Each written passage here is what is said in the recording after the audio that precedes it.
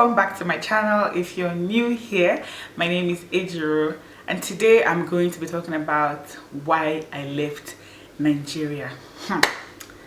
Before I start, I would just like to say, if it's really getting dark, I was chasing the sun, and I got home really late, so now it's getting dark, so I think that the mood of the video might change after a while, so my apologies for that.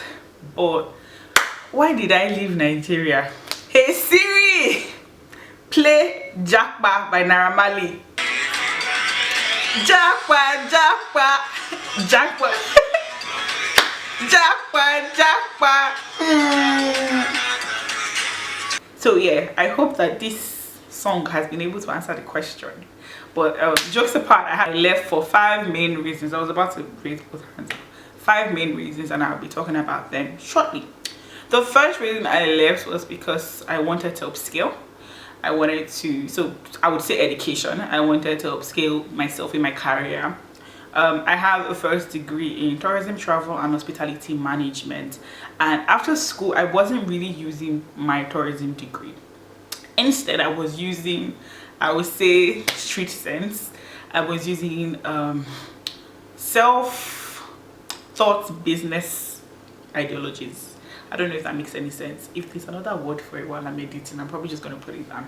But I've always had a flair for business, and I've always had a flair for, you know, human resources, talking to people, but more for business and handling business. And I always had a business from my first degree while I was still in uni, just, you know, extra cash and the rest. And then once I left uni, I think the next year I started another business, and I had that for about 5 years before I came to Australia. So I had the business for over 5 years before moving here.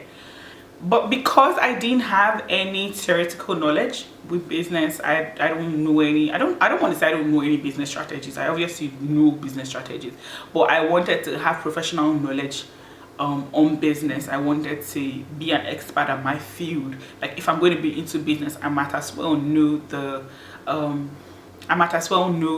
ins and outs of business, the theoretical part, the professional part, not just the street sense or what I've just read up on my own or research. I wanted to know how a business works from experts.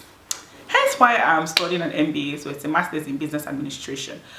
But I felt like the average Nigerian has a master's degree, so if you're ever going to compete in the Nigerian market, I'm not even talking about the international market, I'm talking about the Nigerian market, you need to have at least a master's or 2 on your belt, because it's really tough. The Nigerian employment market is really tough. The second reason why I moved to Australia was their employment rates.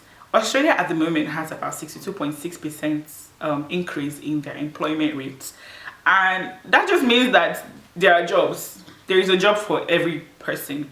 And I'm the type of person that I want to work and I want to see my money. I want to know that the effort that I'm putting into my hours, the effort I'm putting into my job, I'm getting the returns of it. And Australia as a whole actually gives me that, because I know that, okay, if I work these hours, you know, I'm going to get this money. If you don't work, you won't get the money. That's the thing. I feel whatever international country you go to, whatever country you live to that has a working government, you can see your money. The only reason that you will not get money in Australia, because I'm going to refer to Australia because that's where I am, is if you decide you're not going to work. If you're not working, then you're not going to get any money. I think that's the plain truth. People don't understand that you kind of have to work to eat. Another reason is just for pure sanity. Lagos is stressful. Oh my god, Lagos is stressful, from the traffic to employer work ethics. There's no work-life balance. It's either you're working. Once you're done working, you're going back to go enter traffic to get home. You're waking up early, you know, you're waking up at 5 a.m. so that you can resume at 8, because there's going to be traffic on the road. I don't even understand. There's no sanity. Yet it's just like everywhere is chaotic. But trust, you know, Lagosians to live in the whole chaotic life thing. It's part of the drill. It's part of the experience, I would say, because, you know, as long as if you can survive in Lagos, you can survive anywhere else. Another thing for me was exposure. I wanted to really be exposed to another market. I wanted to see another side of the world. I wanted to see a functioning government. I wanted to see a functioning organization. I wanted to work in a place where I had my life and my work, you know, on a scale, and I'm benefiting from both. I wanted to see my money. I wanted to see how things were done elsewhere, hence the exposure. I wanted to experience another educational, you know, view. You know, I did my first degree in Nigeria, and I wanted to see how, you know, people are being taught elsewhere. And obviously there's a huge difference. There's a huge difference in the market. There's a huge difference in the educational sector. There's a huge difference in the career sector, your business sector, in the work sector. And right now I can say that even if I want to move back to Nigeria, the exposure that I have gotten is enough for me. Another thing is to secure the future of my kids. See, Nigeria, the government is, it's like a Milky Wave. I don't know how to explain it, but the government is on a Milky Wave at the moment, and you know, you're not really sure of, okay, what the next 5 or 10 years is going to bring, what policy they will bring to cancel a business that you've started. You know, how is my business going to be able to survive, you know, through the tides? And at this point, the best thing you can do for your kids or your future kids is give them another passport. I don't want to stay here forever, but you know, I want my kids to have more than one passport to secure their future. If they want to go to Nigeria, fine, but have another passport so that, you know, you can say that mommy did something for me, or my parents did something for me. Another thing for me was career advancement. I think that would probably fall under exposure also. Career advancement, and the fact that I wanted to work somewhere else. I was used to the Nigerian setup. I was used to the Nigerian work environment. I was used to the Nigerian work ethics, and I just needed to grow. I needed to grow beyond the Nigerian market. I needed to grow beyond, you know, what I was used to. I wanted to push boundaries and, you know, shatter the box. You know, I just wanted to move forward, and I felt like if I had stayed in Nigeria, I wouldn't have had that significant growth. Yeah, now I wouldn't say that once you come up, you know, once you come here, the growth is like instantly. It's not like that. It's a process too, but you can see that you're progressing.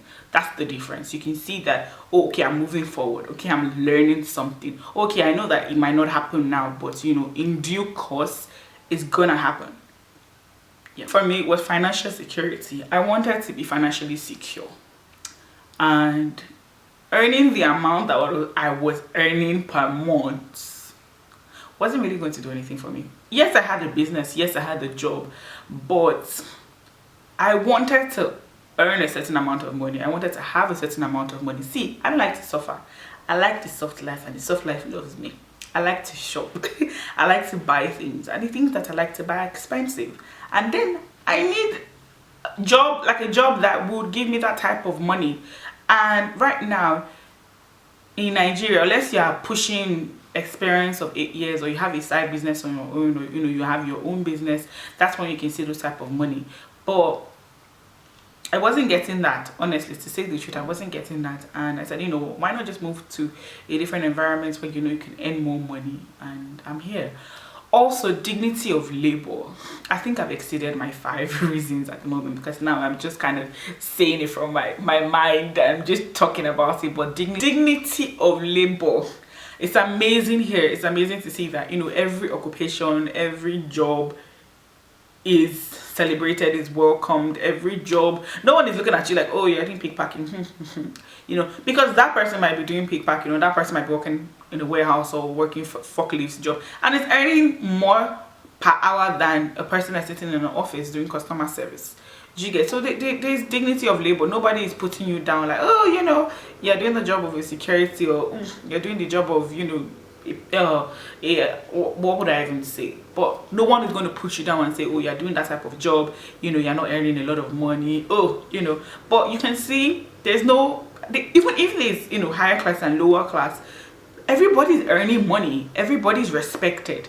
Not that you will see somebody and be like, oh, well, that person doesn't earn any money, so, you know, can't be in our class, or that person, we're not on the same level, we're not on the same, you know, standard. Nah, it doesn't happen. Nobody really cares.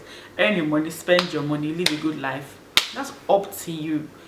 that's definitely up to you. The government, the system is working. There is room for you to say, you can beat your chest and say, okay, I'm going to be here 5 to 10 years. I'm going to, oh, I will move here and, you know, get a house. I'll build a house, or I'll buy a house, I'll buy land. You know, you can make those plans because you know, oh, you're going to be there. The money is going to come as long as I'm doing this job. As long as I'm, you know, I'm doing this job consistently. You can calculate how much you're going to get at the end of the year. Okay, if I can get this money at the end of the year, then, you know, the next 5 years I should be able to afford a house.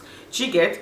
Not like, even the government, if you have PR anyways, if you have PR or you have citizenship and it's your first time buying a house, the government actually gives you fund as a first time buyer. So if I'm in a country where the government is encouraging me, please, how am I not supposed to flourish? And why won't I leave my country?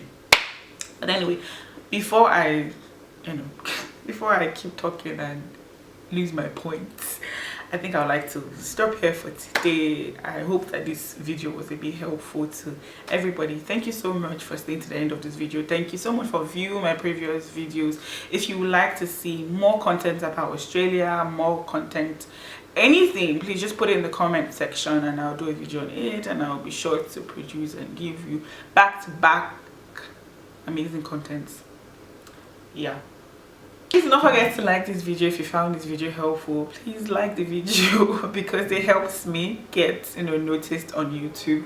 Also, do not forget to subscribe and click on the notification bell so that you can get notified when I post a new video. Thank you so much for staying to the end. See you in my next one.